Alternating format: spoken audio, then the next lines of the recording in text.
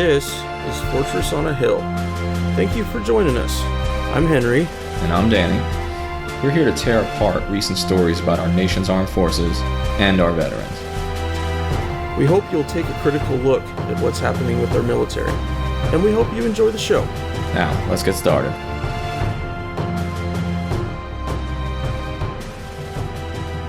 All right, hey guys, so this week we're going to talk drone warfare and all its the future of drone warfare, which AI may become the new infantry of sorts, or at least an addition to the infantry in future warfare, and something we've got to keep our eyes on. But Absolutely. I want to talk about Trump and Putin. You know, I stopped watching MSNBC, and those of you who listen regularly know I'm kind of a bleeding heart liberal, but I can't watch MSNBC anymore because it became the all Russia network conspiracy theory all the time. And I've just never believed that there's been enough evidence to prove that Trump purposely colluded with the Russians or with Putin in order to influence the election. I don't think that the president is quite sharp enough or savvy enough for that. I don't think his campaign was sharp enough or savvy enough. That doesn't mean that I don't think there has been some really, shady dealings between members of the Trump campaign and Putin, and between some of Trump's statements and some of the Russian preferences. All I'm saying is I've always thought that the Democrats were taking the wrong path by choosing the Russian collaboration thing as their means to get Trump out of office. I could be wrong, but I would be, if I were a betting man, I would lay everything on the line that we will not see President Trump impeached as a result of the Mueller investigation. Part of that is because I don't think that there was collusion on the level that Rachel Maddow seems to think so. And the second reason is there's a Republican Congress that wouldn't remove him even if he killed someone on Fifth Avenue, as he so aptly said during the campaign. But I am willing to talk about Trump and Russia today because there's something substantive to talk about that's gone on in the last 2 weeks, and that's the Helsinki summit. So this is the first time that a Russian-American leader met in sort of a one-on-one setting in a foreign location in quite some time. Okay, this hasn't happened yet in the Trump administration. It only rarely happened during the Obama administration. Tensions between the United States and Russia, at least if you listen to the intelligence agencies of the United States, as well as a bipartisan consensus of congressmen and women of the United States, you would see that U.S.-Russia relations are apparently at their lowest point in quite some time. The threat of nuclear war, according to the doomsday clock that the American and international scientists keep, really has shown that we're getting ever closer to midnight, and the threat of nuclear winter higher than ever.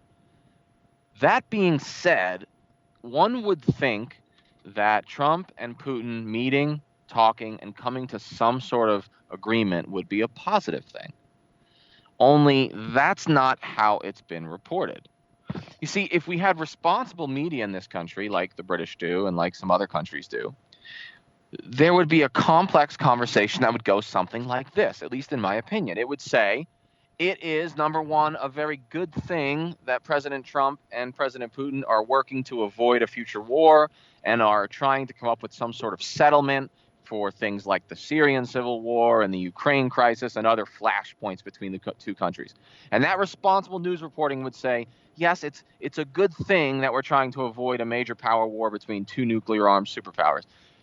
But it would also probably say, well, all that being said, Donald Trump's optics and his language at the summit, and especially at the press conference afterwards, have left something to be desired.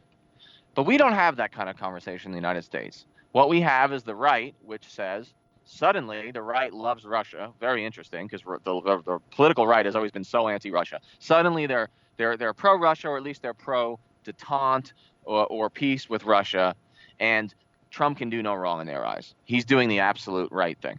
Okay, and there's no criticism of the optics, no criticism of the fact that President Trump defied all 17 American intelligence agencies by saying that he believes that Putin did not, meddle in our elections, which is patently false. So there is plenty of evidence that he at least meddled in the elections. Now, of course, we do the same thing, and meddling in an American election is not quite the same as actually influencing an American election. It also doesn't mean that there are Russians actually getting in our polling booths and changing votes. There's no evidence of any of that. But the Republican media, if we had a responsible public media, they would say, yeah, it's a good thing that there's peace, but some of the optics and some of Trump's statements left something to be desired. And they would criticize those statements, especially the part where he really undercut his own intelligence agencies. And that's crazy. And then on the left, we have hysteria. And I've never seen the left so hawkish about Russia. If you watch MSNBC from morning till night, you would think that war with Russia is not only inevitable, but it is a good thing. Yep. And the only thing holding it back is a treasonous president, Donald Trump. Well, that's not responsible talk either. Since when are the liberals, or the so-called liberals, so in favor of hawkish policies? So in favor of bellicosity with Russia? So it just seems to me that when we talk about this Trump-Putin summit in Helsinki, the media, which has become completely corporate and completely partisan, is doing all of us a disservice by either cheering Trump without any criticism on the right, or, labeling Trump as a traitor and calling for everything up to and including war with Russia on the left. It's like we're through the looking glass here. And so what I want to do is I want to give you my opinion. And Henry, tell me what you think. I think it is a positive thing that President Trump is willing to meet with and discuss major world issues with Vladimir Putin. I think it's a good thing that they're going to try to come up with some sort of settlement in Syria. Because the reality is, neither of us is going to win in Syria completely. Russia's not going to be able to force us out, and we're not going to be able to force them out. And so there's going to be some sort of detente line or some sort of de-escalation line that divides Syria, at least in the short term. It's not the first time that's ever happened, right? We had a divided Vietnam, we had a divided Korea. Expect a divided Syria in at least the short to medium term.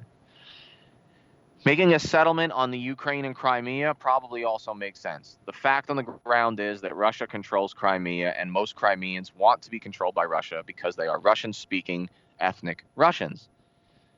Did Vladimir Putin sort of flout international law by just, marching in and then holding a referendum? Yes, and there's room to criticize that. But the reality is we're not going to get the Russians out of Crimea.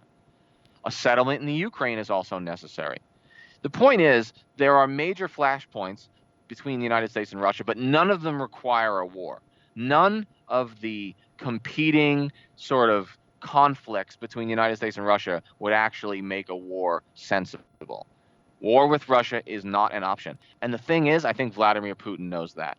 He is a savvy character, and he is a realist. He will push as far as he can without going to war, but he does not actually want war. So I think it is a good thing that President Trump is willing to meet with him. I think it's a good thing that President Trump says such shocking things like maybe we shouldn't go to war with Russia.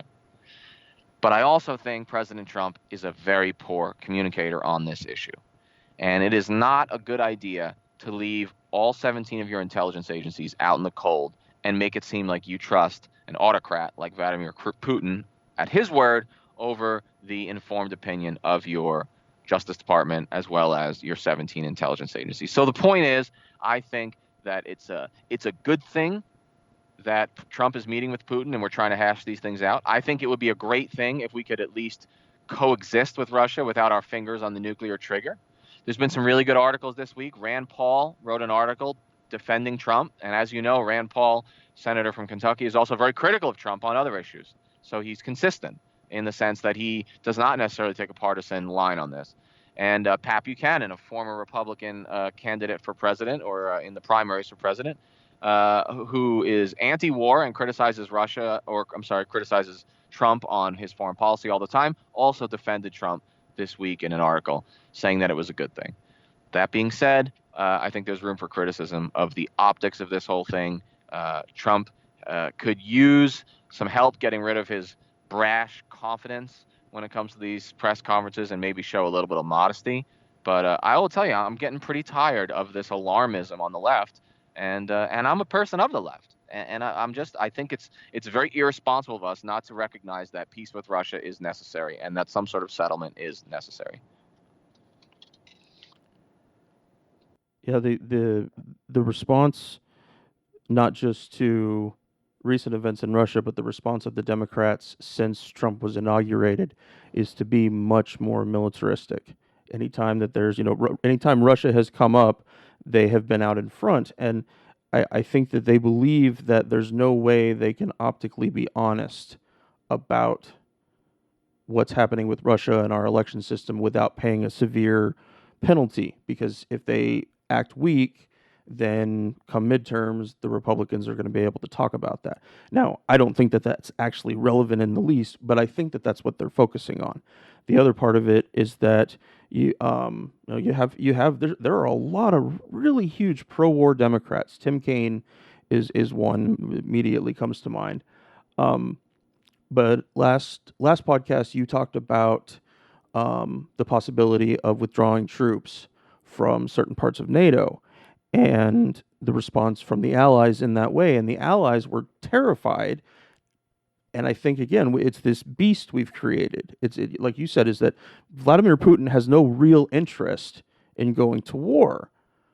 But the optics of trying to go to war are getting him a lot of the things that he wants. And I think Trump is trying to piggyback on that a little bit. Today, there was some really dumb quote he made about Iran.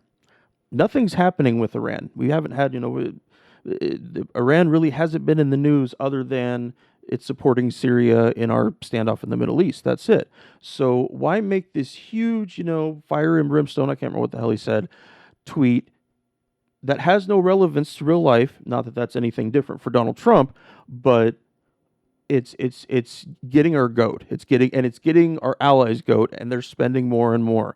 I saw just day before yesterday that we've already beaten 2017's weapon sales record, and we're only 7 months into 2018.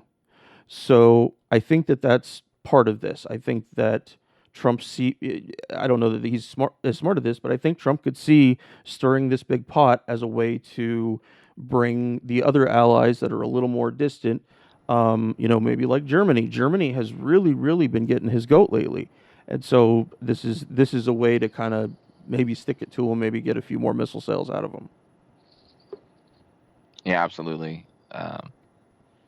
I agree that the NATO component is also important to this, and he was perceived on this last trip as having sort of snubbed NATO in favor of Putin, and I don't think the reporting on that has been fair. Again, his language is poor, and he's not good at sort of reassuring allies. And No, that's no. a problem. But at the same time, I agree, and we did talk about this last week, that no Russian invasion of Germany is coming. No Russian invasion of Poland is even coming. No. And so for America to continue to provide an unlimited perpetual security umbrella for these countries is unrealistic when Russia's economy is about the size of Italy's.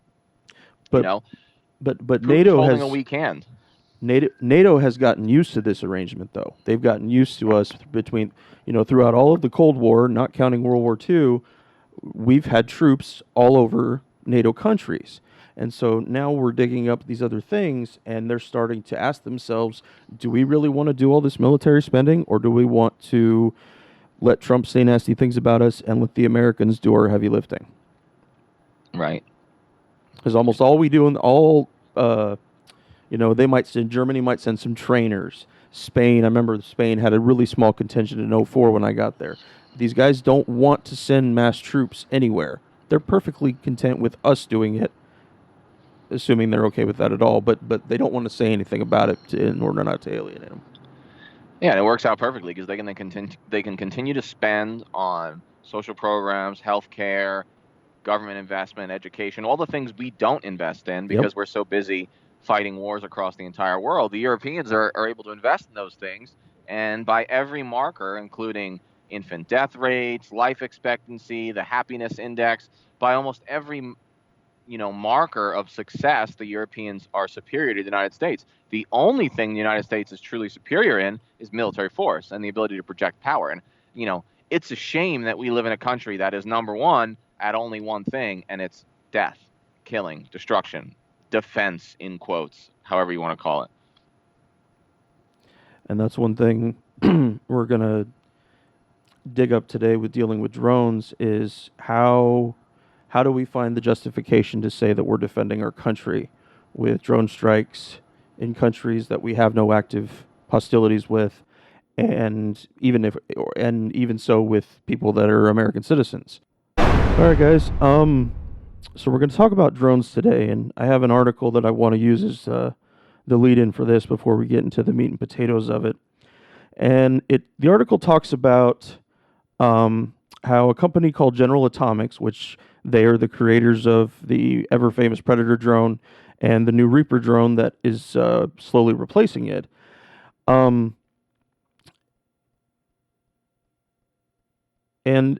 the article focuses on the controls, them swapping out controls for people to be able to better see their targets.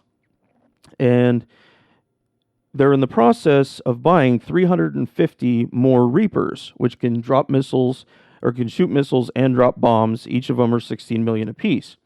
Now, the ground control stations that can work for both Predators and Reapers, they feature just 4 relatively low-resolution screens, 2 around 12 inches wide, 2 around 20 inches wide for each crew member, plus 1 shared 20-inch center screen. The small screens display technical data on the drone and its weapons and sensors. One big screen showed a digital map, and the other showed crew members what the drone was physically seeing through its cameras. Now, compared to the pilots of manned warplanes, the early generation of drone operators had a really narrow and grainy view of the world. That could make it difficult to tell, say, an insurgent or terrorist from civilians in the same village.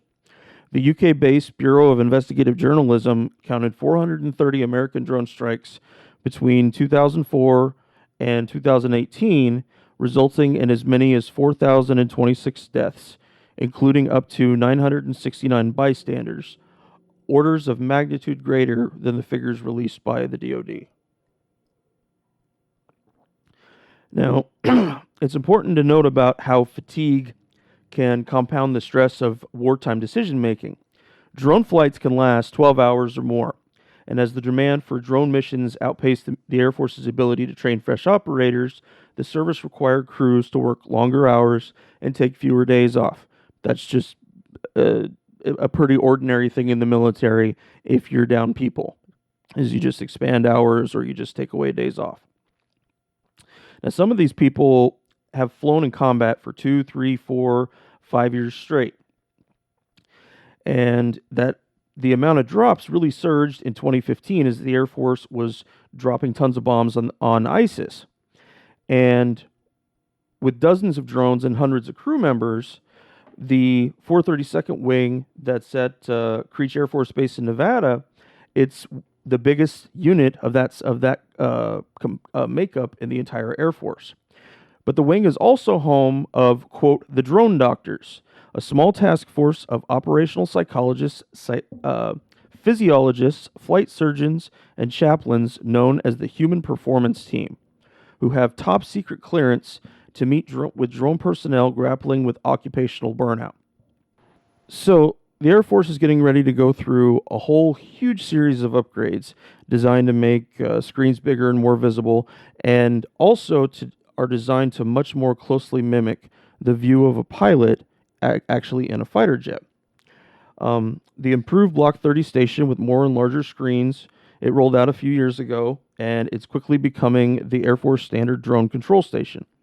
Now, that's military industrial complex speak for not all our drone pilots have the Block 30 station, meaning some are still using Block 20.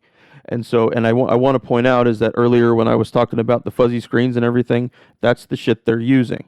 So even here in 2018, some of our drone pilots don't have good, clear views. And I don't just worry about that for armed drones. I'd worry about that for surveillance drones too, because what about the mountains? What about other, terrain and stuff? If you can't see, you can't properly fly. All right, so, but the most significant change will come with the Block 50 control station, which features 6 24-inch touchscreen displays for each operator. The 3 topmost screens, arranged side by side, display the drone's own camera feed, giving the pilot a view that's more than 3 times wider than that of older control stations. Additionally, the main joystick for steering the drone using the Block 50 platform more closely matches the models found in manned fighter jets. Though, as a backup for extremely long missions, General Atomics added a PlayStation-style controller that's easier to hold for hours on end. A drone pilot can switch between controllers depending on whether realism or endurance possesses a greater challenge at the time. Now, here's the most striking thing about all this. These guys also operate with a team of attorneys. There are a team of JAG lawyers that are stationed with these drone guys that help them determine the legality of what they're currently doing. How messed up is it that something you're doing on a daily basis requires attorneys to clear to ensure that it's good? I mean, it speaks to the imprecise nature, ultimately, of all warfare. If the drones were as precise and as able to avoid civilian casualties as we've been told they are, I can't imagine there would be a need for lawyers in the room. Yeah.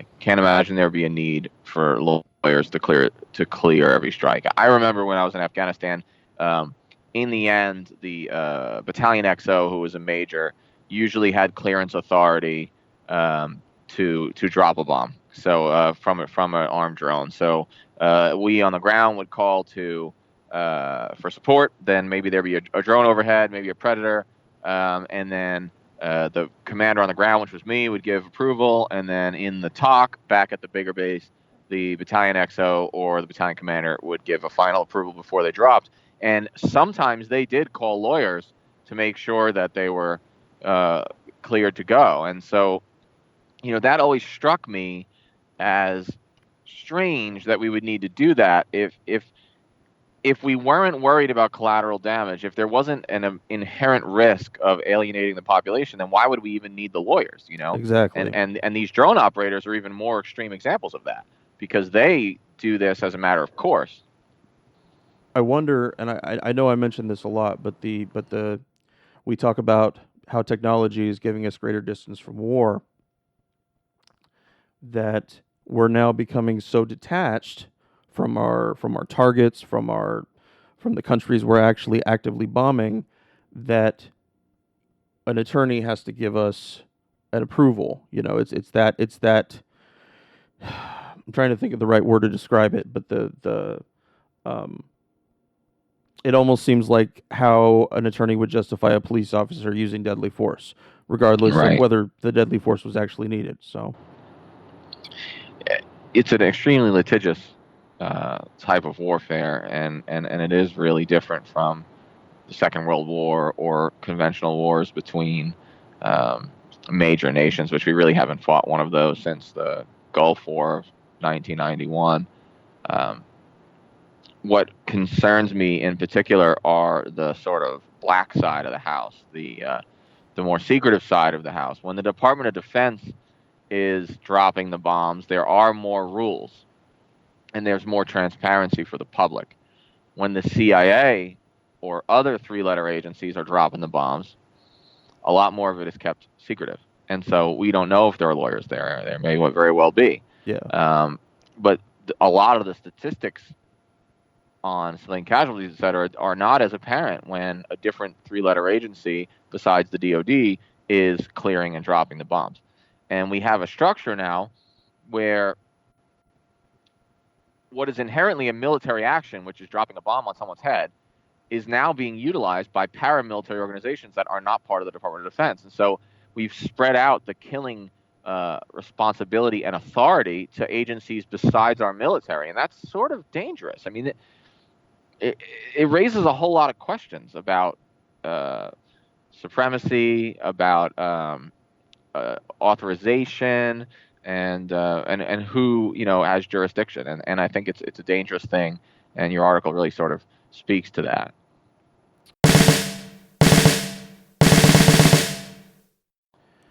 So we're going to get started on our main story about drones today, and I have a couple things that I'd like all of you to keep in mind as we're talking about this.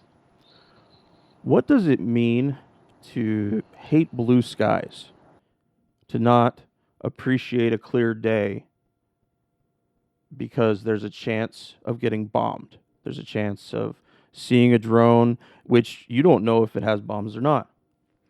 What does it mean when I can take 20 minutes and find 7 or 8 weddings in the Middle East that were bombed, determined to be targets because the people at the wedding were celebrating by firing rifles into the air. Not a great decision on its own, but certainly you would think they would think through more than to bomb a bunch of, let's say, 1 out of every 4 was holding a rifle. How does that make any kind of sense? I want you to think about a number that I have here, and the number is 186. It takes 186 people to get a drone to be dropping bombs. That's counting drone operators, mechanics, the people who built the drone, the people who authorized the drone. We've talked before that we're now at a point in military ops where we usually deploy contractors, 5 contractors for every 1 person. So think about that one drone needing 186 people from origin to dropping bombs. Now, don't get me wrong, drones have some neat advantages that troops and even manned aircraft don't have. They're lighter, which means that they can fly a lot further. They certainly utilize less fuel. Pilots can swap out with each other as opposed to a pilot in an F-15 who has to stay up for as long as his mission requires him to be up. One of the things that I read for researching this was a book called The Assassination Complex by Jeremy Scahill. And Kagan, thank you for recommending it. And what it is a collection of articles about mass surveillance and especially about drone warfare. And it mentions something that is just so hilarious to me, and it's a term called the tyranny of distance. And this, it's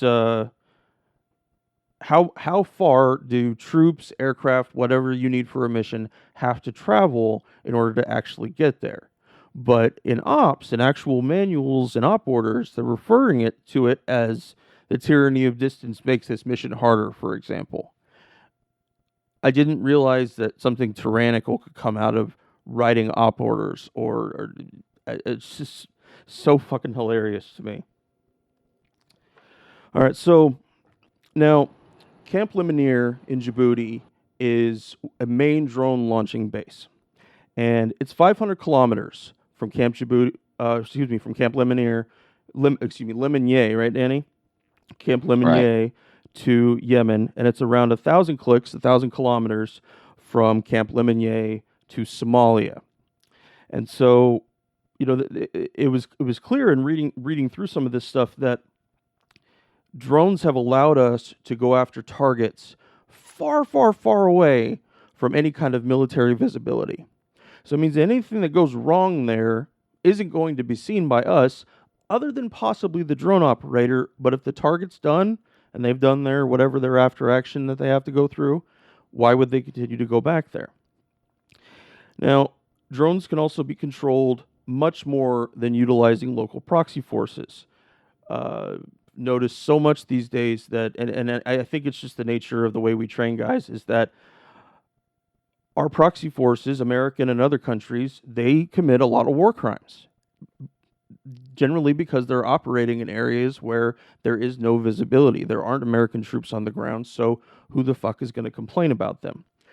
But a drone doesn't have that problem. A drone isn't going to suddenly go off mission unless there's a mechanical failure, but even then, there's a lot more chance that you're actually going to visibly see the target and have some kind of intelligence out of it.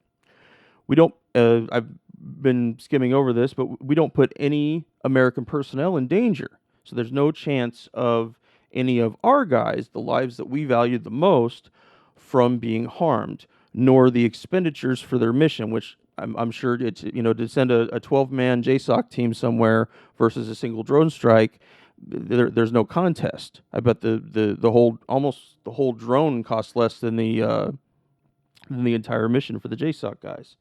Now, a drone can remain in constant contact with the battlefield. It doesn't get tired, and like I mentioned earlier, operators can swap out. So a drone could fly over a target for days. Might leave it to go and look at something else for a little bit, but they can. And think about what that does to the people. Think about the people on the ground, and again, not knowing what kind of drone it is or why the fuck it's there. Now, there's also some very specific disadvantages to using drones, and some of these are really tactical in nature, so I don't know why I didn't find more about them as I researched. Drones give zero opportunity to collect human intel, papers, computers, cell phones, caches of weapons, and so forth. All of those invaluable items of intelligence are destroyed when we use drone strikes. Uh, the strikes truncate the find, finish, fix cycle, being the how they acronym that they use for trying to find guys, finding them, fixing the location on them through human or SIGINT intelligence, and then finishes bomb them and kill them. Now, by using drones, it puts all of these three things together without exploitation and analysis, precisely the components that were lacking in the drone campaign waged in East Africa and Yemen. That shortfall points to one of the contradictions at the heart of the drone program in general. Assassinations are intelligence dead ends. So that leaves there's typically nobody on the ground to collect written material or computers, check out the suspects' bodies, cell phones, and most importantly, to ask questions of people who saw the strike and might be able to point you in the right direction. Then we have the part of not being able to be there on the ground that's the most horrifying, and that is not the unseen civilian casualties that come with utilizing drones. Relying on less than sound intelligence without human intelligence on the ground could undermine the reliability of the strikes. The context in which drones are often used, ergo in areas that are difficult to access by conventional forces, can complicate the ability to conduct pre- and post-strike assessments and post-strike investigations, and to provide post-harm remedy in the event of credibly reported casualties. Yet if the United States asserts it has the intelligence to carry out lethal strikes, it should also be able to carry out these assessments, which are critical for the government to evaluate the legality and wisdom of its own actions and to persuade allies, opponents, and the public that its actions are legitimate. Most drone strikes rely very heavily on SIGINT, signals intelligence, SIGINT being the acronym we use to make it go faster. A whole lot of drone strikes sit on somebody's cell phone and who was last using that cell phone and where that cell phone called from. Although it accounted for more than half the intelligence collected on targets, much of it coming from foreign partners. The rest originated with human intelligence, primarily obtained by the CIA. These sources are neither timely nor focused as tactical intelligence from interrogations or seized materials. Making matters worse, the documents refer to poor and limited abilities for collecting signals intelligence, implying a double bind in which kill operations are reliant on sparse amounts of inferior intelligence. In 2011, for example, U.S. officials told the Wall Street Journal that they had inadvertently killed a local governor because Yemeni officials didn't tell them he would be present at a gathering of al-Qaeda figures hit by a drone. We think we got played, one official said. The Yemeni government actually disputed the report. But despite such outcomes, the drone program has relied heavily on intelligence for other countries. One slide in the study this is referencing describes signal intelligence as coming often from foreign partners, and another titled Alternatives to Exploit Analyze. In the reduced access environment, national intelligence partners often have the best information and access. One way to increase the reliability of host nation intelligence is to be directly involved in its collection, but this can be risky for soldiers on the ground. The study called for advanced force operations, including small teams of Special Forces advisors, to work with foreign forces to capture combatants, interrogate them, and seize any written material or electronic devices they possess. According to Public Special Operations Guidelines, advanced force operations, prepare for near-term actions by planning small tracking devices, conducting recon missions, and staging for attacks. So, there's one real key thing to understand about getting any kind of intelligence from a foreign government. We don't exactly know why it is that they're giving it to us. they may give us one reason, and there's really an entirely different reason. And Danny, I know you've referenced this before about us being the unwitting murderers, or giving intelligence, because we were got involved in a struggle that had nothing to do with us and that we weren't properly briefed about. So right now, it's not public what the Trump administration's policy on drone warfare is. It's something that the media has been trying to get for a while, but it hasn't been released. So most of the stuff that we're referencing today is from stats and figures and reports that were taken during the Obama administration. And in fact, during the Obama administration, the U.S. came to rely on lethal strikes, mostly conducted by drones, but also some fixed wing aircraft, as a key component of its counterterrorism operations.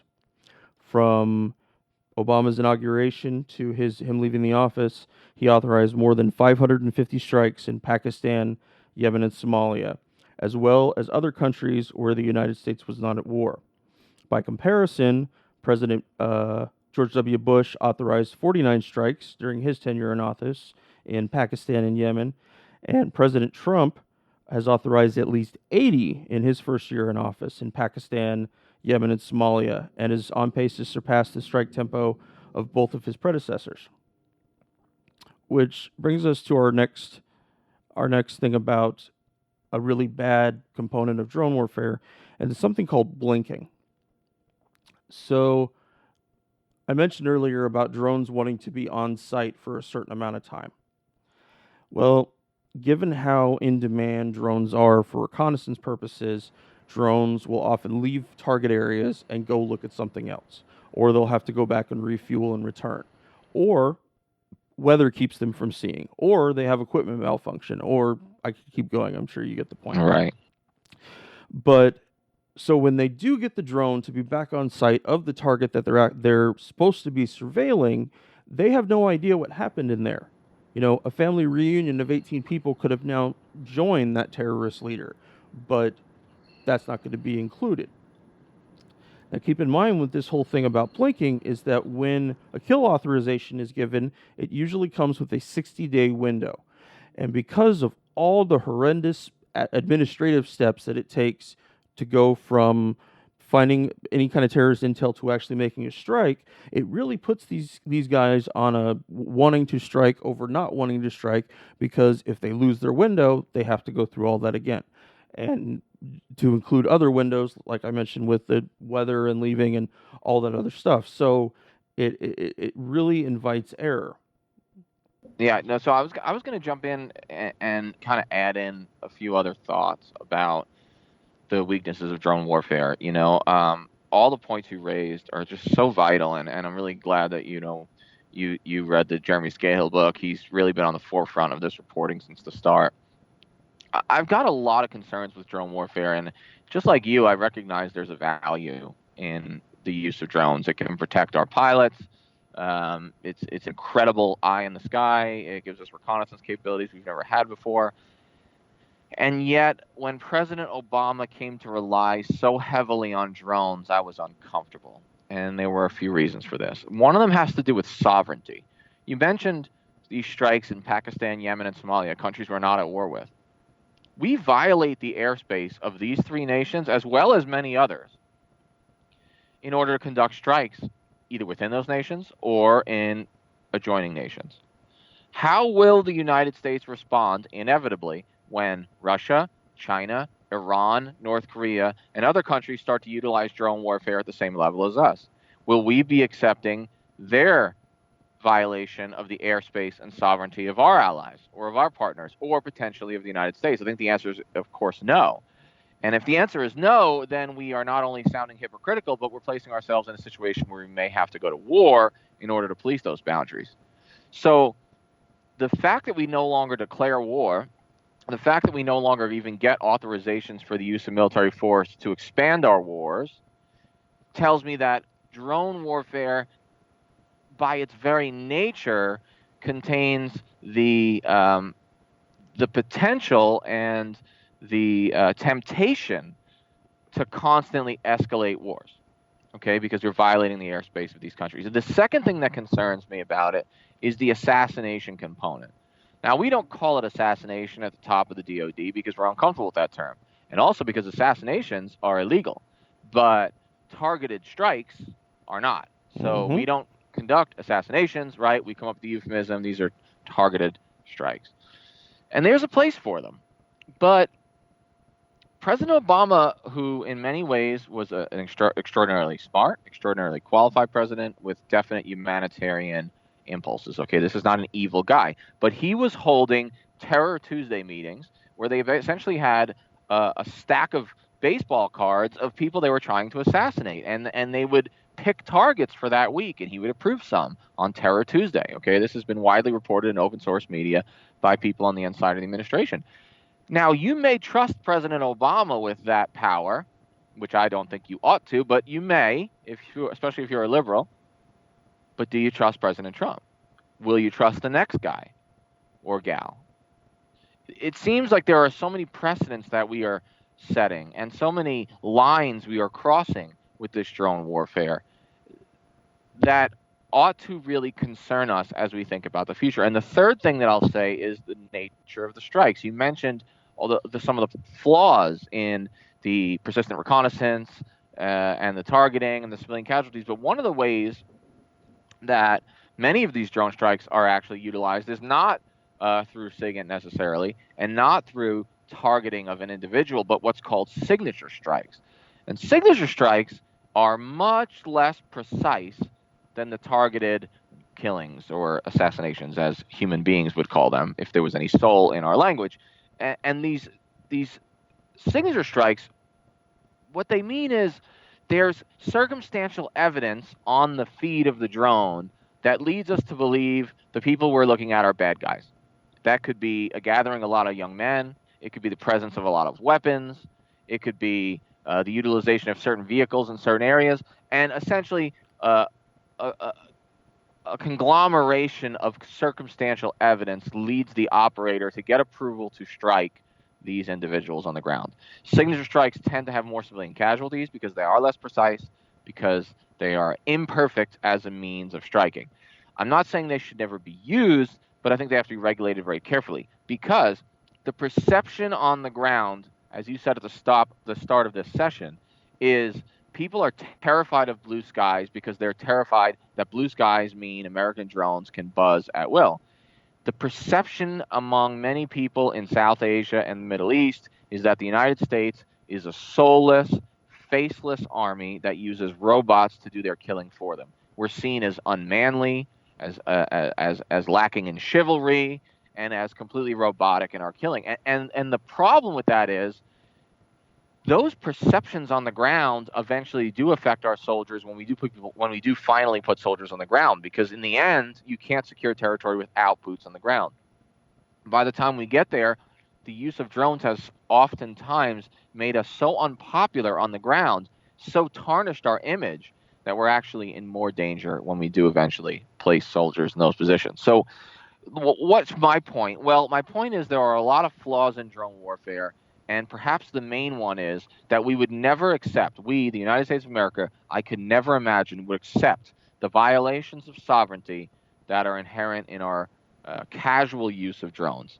And if that's true, we better get our minds right, because drone warfare is here to stay, and it will not remain an American monopoly for very long. It already isn't, and we're going to see more and more use of these tools of the trade by our adversaries. So we're talking Russia, Iran, China, you name it. And so I think we need to be very careful with the precedents we set. Remember, George Washington was not required to leave office after 2 terms as president. He could have stayed as long as possible based on the laws of the Constitution at the time.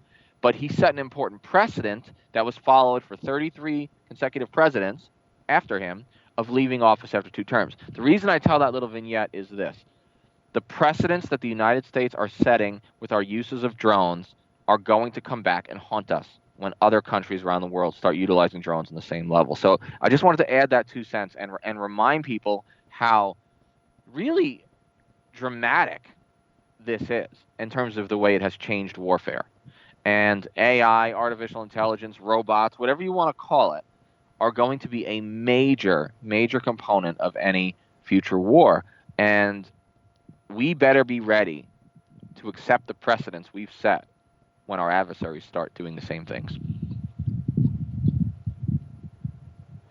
So I wanted to go into a little bit about consumer drones, and it's really important to include them in this discussion because all kinds of different consumer drones, little camera ones and ones that can actually move things, or even ones that can drop bombs.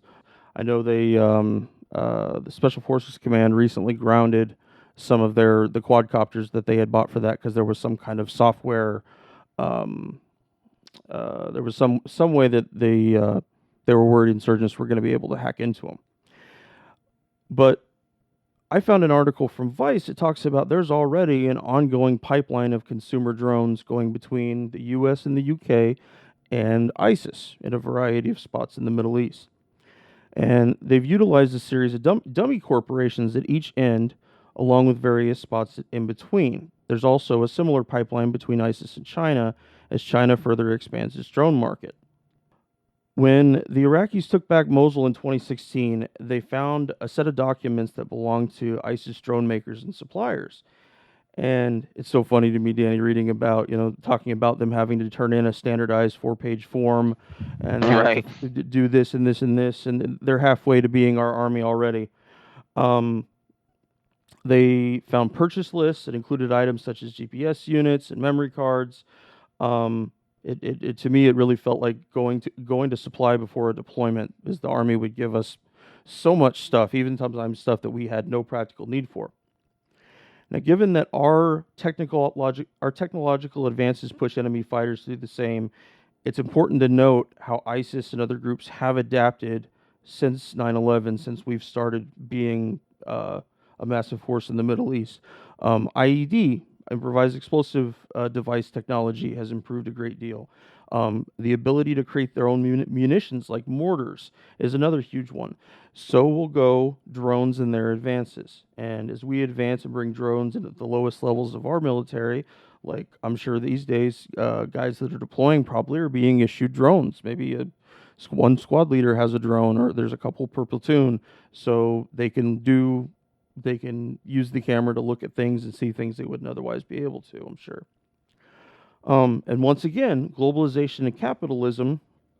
I wonder how long it will be until a major U.S. commercial drone maker is found unknowingly selling drones and their components to terrorist groups. China is already doing that. Then I mentioned something earlier I want to go back to real quick, and it's about how drones are changing small, ordinary units. Uh, Raytheon is now selling its Coyote drones to assist Army units with taking out small enemy drones. The drone itself was originally designed for hurricane tracking and model predictions, but it has modular aspects that really expand its use for tracking and swarming, and the warhead on the front can actually be changed out by the operator. The Raytheon vice president who was discussing this mentioned that you may have a swarm of drones engaging a different swarm of drones, where there's a and so that's exactly what these would be. They would be the kind that, okay, we see somebody's got a drone, we're not sure if it's the bad guys or not, but we're going to take this little Coyote thing that's, I wouldn't say it's not a paper airplane sized drone, but I don't know, 3x3, Danny, something like that, 4x3 feet wise. Right. It's not going to be very big, but being modular, it can do all kinds of things. Now, in an entirely different way, there's a group of Marines down at 29 Palms right now that are testing out drones to move supplies, to 3D print certain materials and pieces that are really hard to find in theater, and to have self-driving vehicles.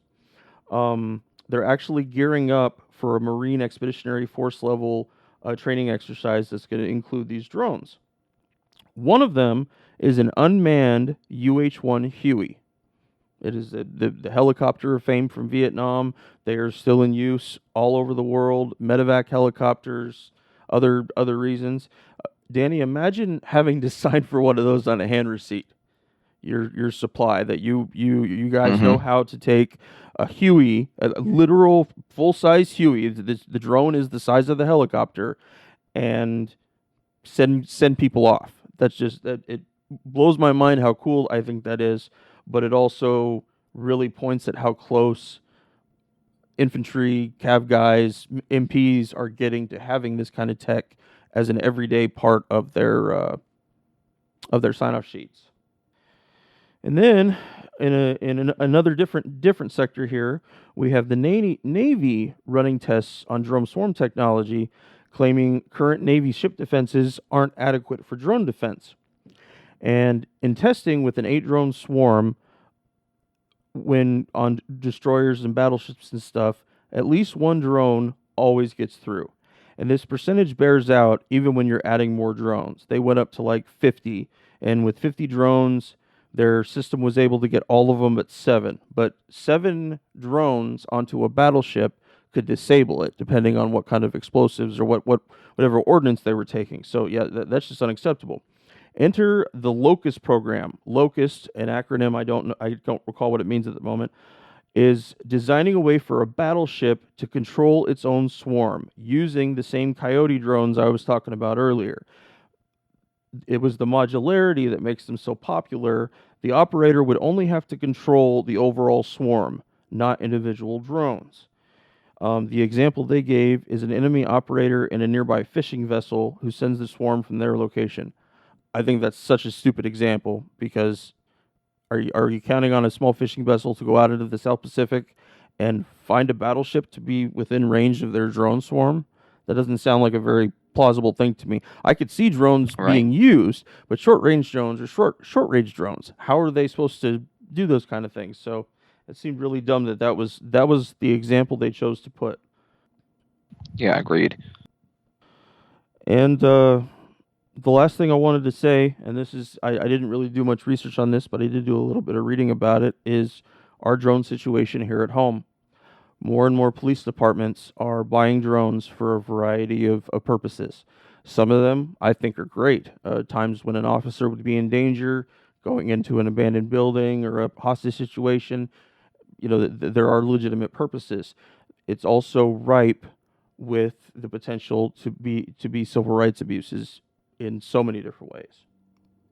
You know, I wrote an article some months back about militarization of the police, and I called it "The Empire Comes Home." Mm-hmm. And my point was that for as long as empires have existed, the policies of the empire that have been applied overseas tend to have an effect on society at home, usually a negative effect. And many of the policies and the excesses of empire tend to come home.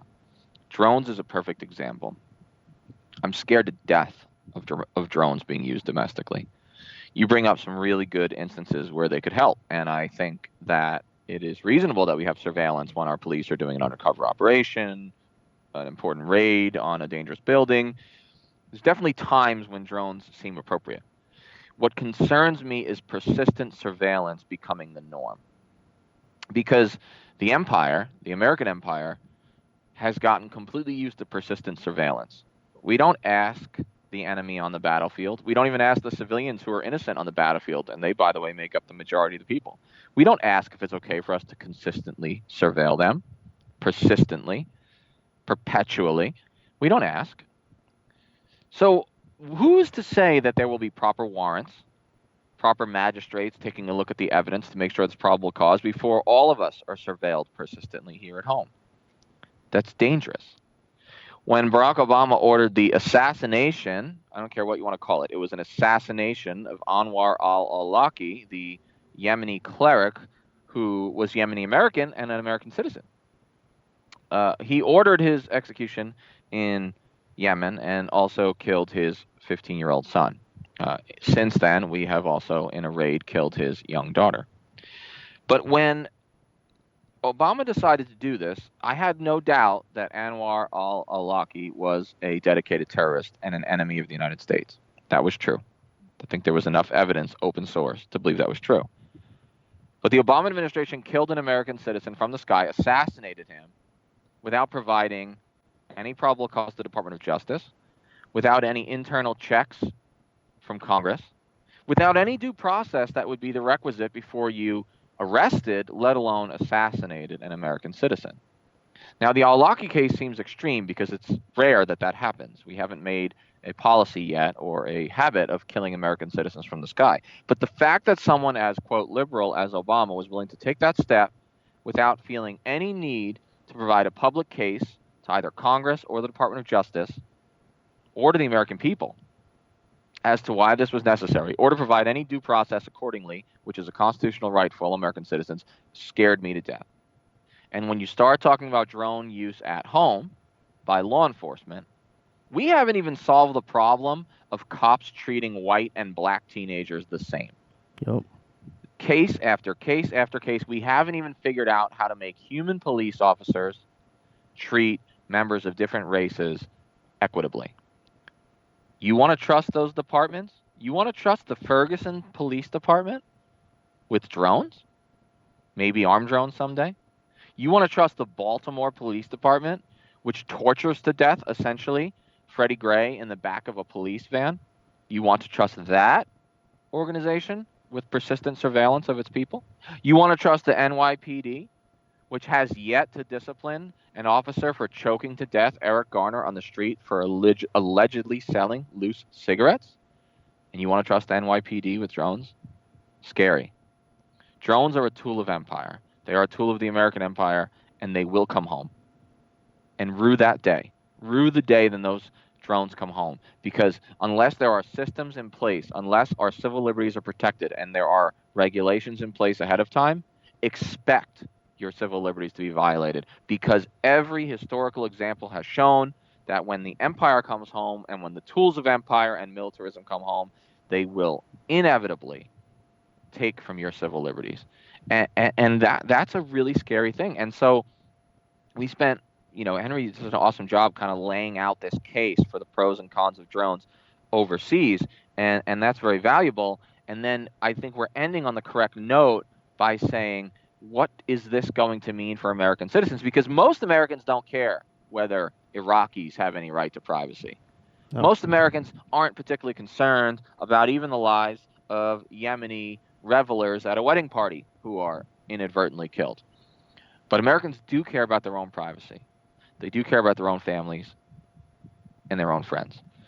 And this policy, this utterly new and an utterly transformative technology of war is going to come home to us. And you're going to have to care. And it's also going to come home to us when our adversaries start using them, because you're going to have to care.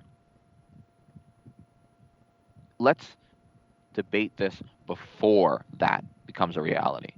Let's not wait until the government, which has already proven it will listen to all your phone calls, which has already proven that it will monitor every number that calls or you call or text or you text, and that they will gather all this information. This has already been proven. Edward Snowden showed us this, that the government is willing to essentially surveil you via digital technology. Yep. So let's talk about this before we give the government that same power for persistent surveillance with drones, because it's coming. It's coming.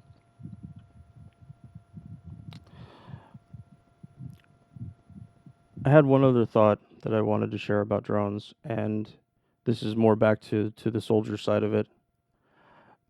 Danny, I wonder how long it is until all this drone tech is back again centered on the small unit leaders and on the small unit soldiers. That,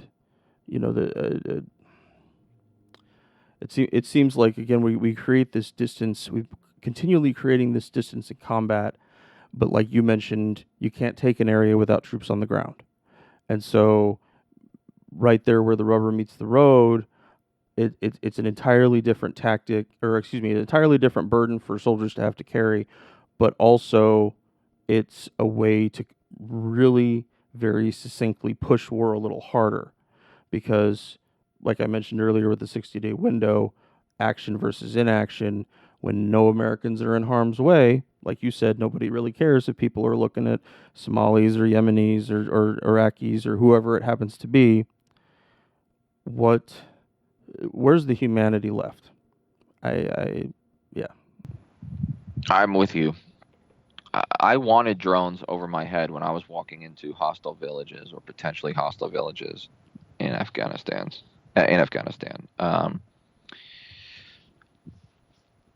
But in the end, an Afghan could count on seeing my face and my interpreter's face, and could count on an interaction that was inherently human Mm-hmm. between myself and the Afghan. If you take the infantryman or the ground pounding scout out of the equation and try to police that village or pacify that village with drones, you do take a degree of humanity out of the war. And something is lost. Our collective humanity is damaged as a people. Because what the American people have to remember is every time a drone drops a bomb on a civilian or on a bad guy or whomever, that is being done in your name. Yep. That is being done in the name of the American people. And to the people on the ground who suffer that, they do not consider you innocent just because you don't read the New York Times, just because you're not up on what's going on in the war. The Yemenis under the drones that are being fired at them blame you. They blame us all. And I am concerned that our collective humanity is lessened through this kind of AI, through this kind of drone warfare. There are some serious questions about the justice of this, about jus in bello, justice in war, okay, and the legality of some of this stuff. It is easy to rely on drones.